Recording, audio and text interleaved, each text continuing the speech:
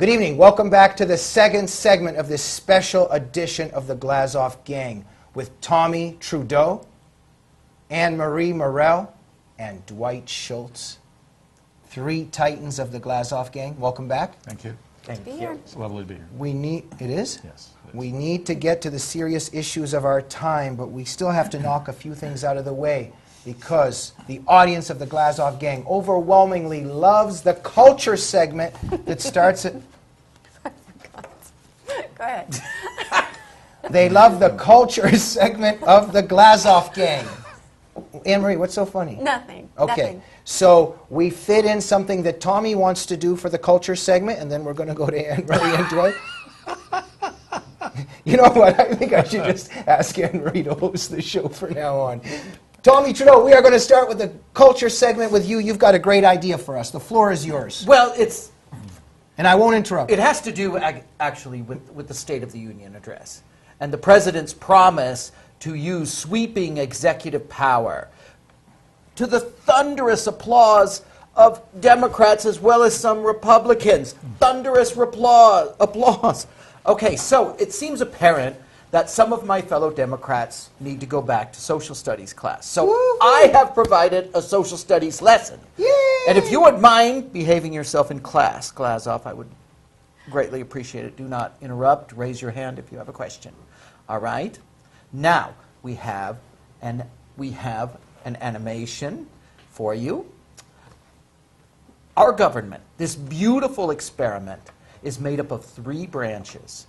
The legislative branch, which is comprised of 535 members of Congress and the United States Senate, who represent 317 million people from all 50 states. It is the quintessential government of the people and by the people and for the people. Then we have the United States Supreme Court, 9 members making up the judicial branch. And then we have the executive branch, which is comprised of 2 people, the president and vice president. What our president proposes to do is remove the legislative branch, leaving just the executive branch and the Supreme Court. Now keep in mind that the president chooses who gets to be on the Supreme Court. So just the executive branch equals a dictatorship. Okay? And ironically, we would be in America just fine removing the executive branch and keeping the legislative and judicial branches. So, you, my fellow Democrats, were giving thunderous applause to converting America to a dictatorship because you believe the president is so benevolent that he would never do anything wrong. And frankly, I think we have collectively lost our minds. That is awesome. Tommi, you would be That's a great so teacher awesome. in school, a great social studies lesson. As a matter of Thank you. fact, go to the principal Glazov right now. I've Tommi, had can you enough. do that thing with No, the that's for scissors one real. more time?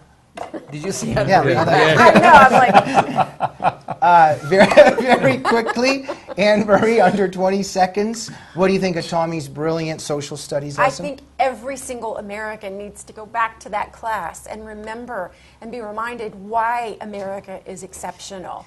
It's because of our government system. It's because we have a system of checks and balances. And they're getting rid of the balance. Schultz? I agree. It's one of the Constitution of the United States. I love it when they bring out the little book. You know, Democrats and Republicans alike. It's a little thin book. This is the Constitution, but that's not it. Okay. Now there are 2,000 pages attached to it, and that's the problem. Anne-Marie, culture moment for you? I didn't watch it, the Grammys, but I'm so proud of Natalie Grant. I never heard of her before, but I am going to buy her CD. She was a Christian gospel music. She left, and she tweeted that she was leaving, and she had never been more pleased to sing for Jesus or something like that. And she's been attacked for that. Yeah. But yeah. Fantastic. Yeah. Dwight? Yes, Paramount Pictures announced that they were no longer going to provide film for motion picture theaters. Everything was going to be digital now. This is a cultural divide and a crossing that we've been waiting for.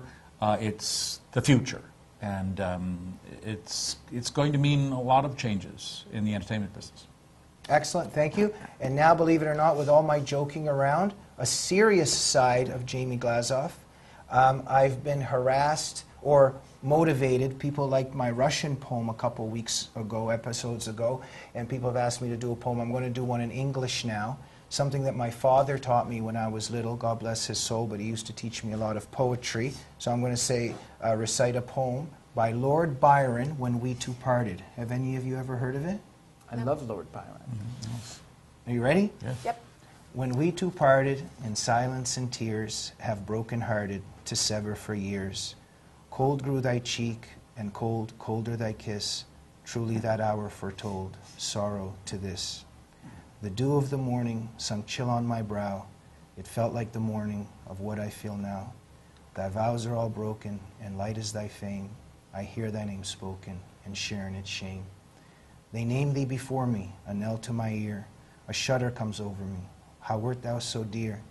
They know not I knew thee, who knew thee too well, long, long shall I rue thee, too deeply to tell. In secret we met, in silence I grieve, that thy heart could forget, thy spirit deceive. And if I should meet thee, after long years, how shall I greet thee? With silence and tears. Bravo, Mike. Yeah. And our culture moment has ended, and we move on to the serious issues of our time. Can I say one thing about your poem? Did My you know countenance changes when I say, okay. Lord Byron had a relationship with his sister, Oh, that's and interesting. he had a club foot. There you go. Thank you very much, Dwight. Is this true? Yes. Oh, Anne-Marie or Tommy, what do you think of that? That is fascinating. Incest and club feet. Interesting. Well, he still wrote great poetry. Yes, he did. yeah. Nevertheless. I mean, look at one of my favorites, Oscar Wilde. Talk about a twisted Well, yeah. soul. Oh. Talk about a twisted guy, but I love him, you know. I mean, he wrote a lot of his stuff from prison because he was in prison for debauchery. Right. Yeah, wild soul there, Oscar Wilde. Bring on the poetry. All right, I'll do some Walt Whitman. The next time, okay? All right. Al-Qaeda to Morsi. Execute all Christians and secularists who oppose Sharia.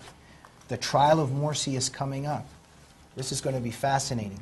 And, if that's a word to use, scary. But telephone recordings between Morsi and Mohammed Zawahiri, the Al-Qaeda leader, Ayman Zawahiri's brother, they were talking to each other, and quite a few things were revealed in that conversation. This is going to come up in trial. What I'm interested in is if Morsi's talking to Al-Qaeda and Obama is supporting Morsi, what does all of this mean? Let's start with Anne-Marie. I think that's exactly what it means. I don't believe for one moment that Obama didn't know that the Muslim Brotherhood or Al-Qaeda had plans to kill Christians or anyone else who isn't Al-Qaeda, who isn't Muslim. It's what they are. It's what they do. Anyone who exists and doesn't agree with what they are 100%, they're supposed to kill them. Right? But And this is aren't those incredible. the rules? Well, this is incredible what Morsi was saying in that conversation, yeah. because he's saying, yes, we're going to get around to doing all of this. And I think that they absolutely would have, and they were. killing But Coptics. Obama is enabling and supporting this element. Tommy? Well, you know, I wonder if Obama is kind of being very, very kind of stabbing the Muslim Brotherhood in the back, because remember, he sent the Egyptian military 200 Abrams tanks and 20 F-16s, and then immediately, once they were empowered with all this armor, they overthrew the Muslim Brotherhood. So, hey, Muslim Brotherhood, looks like your buddy stabbed you in the back But there. I don't think that he did it intentionally, knowing that the military would do that. Well, ain't it beautiful how it ended up, though? Okay, Dwight? Yes. Well, it's impossible to believe that Obama didn't know, because as Ayman Zawahiri was one of the original members of the Brotherhood, his brother is a member of the Brotherhood, and the Brotherhood is Al-Qaeda. I mean, that's it. That's really the fact. And a lot of people bring, well, but look how he supports Hezbollah and how he has supported the Iranians. Well, the point is, the enemy of my enemy is my friend. And who does Hezbollah, who have they claimed that they're going to destroy? And who has the Brotherhood said they're going to destroy? They've both said they're going to destroy the United States and Israel. And who is the enemy of Barack Obama by this definition? If he supports both, the United States is his enemy. And I think everything he's doing domestically and everything that he's done internationally indicates that that is the case. Thank you, Dwight. Let's quickly move on. Anne-Marie, I give you the choice of talking about Obama's brother wearing a terrorist scarf and something that's said on it, or Hillary greatly regretting Benghazi in a recent interview. Which one you want to go with? Well, first of all, okay, Obama's brother. Let's go. Malik Obama. If George W. Bush's brother if we found out that his brother was the grand poobah of the KKK, it would have been headline news. People would have been furious. And as far as Hillary goes, the only thing she regrets is that they won't leave it alone, that people like us won't stop talking about Benghazi, because she regrets that it's affecting her 2016 run. That's the only thing she regrets. Tommy, let's go to Malik Obama. What a great point by Anne-Marie that, you know, this guy wants the destruction of Israel. He's associated with the Muslim Brotherhood. Why the silence of our media, etc.? Or if FDR's brother had been a Nazi. But why isn't Obama pressured, at least by the media or even by his own conscience, to separate himself from his brother? The media have most, not all of the media, but so many journalists have sold their journalistic integrity and have become so extremely biased, so extremely politically motivated. They only report positive things on the administration and only negative things on those who oppose the administration. They have sold their journalistic integrity, just sold it out, but they still refer to themselves as journalists.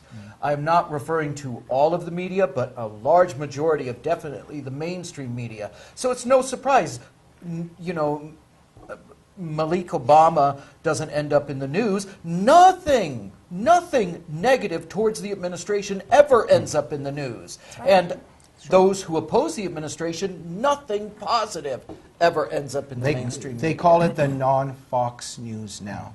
Well, just this little bit of tidbit. You know, Lois Lerner granted him a 501c3 status, and it's unheard of.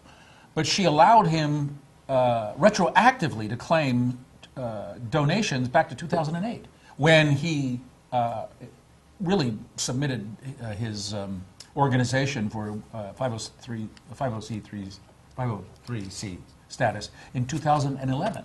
And of course, Lois Lerner, it was only 30 days. 30 days. He was under suspicion of fraud abroad. But in 30 days he got it, but here we have, how many? 40 organizations from the Tea Party unable to get the same status through Lois Lerner and the IRS. And when asked about it today, or yesterday, our Attorney General just didn't know anything about it, anything that he could speak about. Just doesn't know anything. And Chuck Schumer saying that, that they haven't done enough. Yeah. Ladies and gentlemen, we now enter the utopian era of post-gender bathrooms. Governor Jerry Brown of California signed a bill that took effect January 1st that tells kids from kindergarten on that they should decide what they believe their gender identity is and act accordingly. The legislation also allows students to choose their sports teams based on whether they sense they are boys or girls, not whether they were born male or born female. At the risk of being closed-minded, I'm a little bit confused on this issue in general. Is this going to affect the overall population too? I'm just wondering how this feels like. Let's say I'm at the airport and I just start feeling like a woman. Can I go into the female bathroom and not? And then if they kick me, and then if I get in trouble, I can just say that I feel like Samantha today, or why is this happening? What does it mean? What is it? Why is it being done to kindergarten kids? And what's happening? I think. Can I use the word horny? Yeah. Is that okay? Okay. I think that this bill was created by horny teenage boys in a locker room, and they thought it up, and they thought, we're going to make it so that we get to go. What's the stupidest thing that we can do to get into the locker room? And they did it. The Williams Institute, I'm sorry, I think that's what it is. Williams Institute came out, 3.8% of the entire population of the United States identifies as being gay, lesbian, or transgender. That's about 9 million. 0.3% identify as transgender. That's about 697,529 in the entire United States. this is this many, and there's that many that know which bathroom to go to. It's going to cause so much confusion with children. Thank you very much. Now, but see, this is what I want to get to here. What I find confusing is, you know, when somebody, no matter what your I have male body parts. I just want to ask you this. Maybe some of you don't believe it, but if I feel that I'm a woman, how do you change your biology because you're still a man? Can you educate me on this, or am I being very closed-minded? Dwight, what do you think of this whole issue? I think that this portends wonderful things for you in the future. No, but aside from me, what do you think of this issue? I think it follows the whole line of introducing homosexuality to kindergartners. The whole process of the left is to create chaos in all standards that bind families together, and they allow it. They want it to go forward, and we're in the middle of it because they control everything. Especially in California, it's a one-party state. But what I find very fascinating is some of the things that I bring up that might sound absurd, we're always actually getting there. Like, for instance, now this is about gender, but in the end, why doesn't this affect race? Like, for instance, you know, let's not forget race. Like, maybe one day I wake up and I just feel Chinese. Like, I'm Chinese, or you know, and you can laugh if you want. No, but you can laugh if you want. But this whole agenda, it all includes race, gender, sexual identity. So my point is, well, when is this going to include race? And you're laughing. I don't think the Asian community would mind if you decided you were Chinese. No, but this is actually a serious question. If people I don't can think choose, they'd have a big issue with that. I know, but if people can choose their gender identity, why can't people choose their racial identity as well? Tommi? The most important thing is is yourself. Be yourself and don't let anyone dictate who you are. Okay. Now, one thing I find very, very twisted, extremely twisted, in you know, and we've had this in our society forever and ever, is why do we have communal bathrooms in the first place? I mean, do we do that at home? Hey, Glazov, why don't you come in the bathroom with me and we'll stand shoulder to shoulder and pee in the bathtub? When? We'll What do you make mean, a party right now? out of it. You mean But right yet, now? Why do we have communal bathrooms in the first place? Yeah. Have you been down to the Santa Monica Pier? They have a wonderful thing, magnificent. There, when you need to use the restroom, Just take it there easy, are okay? 30 restrooms that are private. There Okay. are no communal bathrooms. Okay. Why do we need communal bathrooms in the first place? And as far as gender identity, you know, I'm not going to side with you there, but What do you mean? You think gender identity is socially constructed? Gender identity is a very personal issue. And the biggest problems come from allowing someone else to dictate who you are and what you are, and allowing society to say, you are this, you fit in this box right here.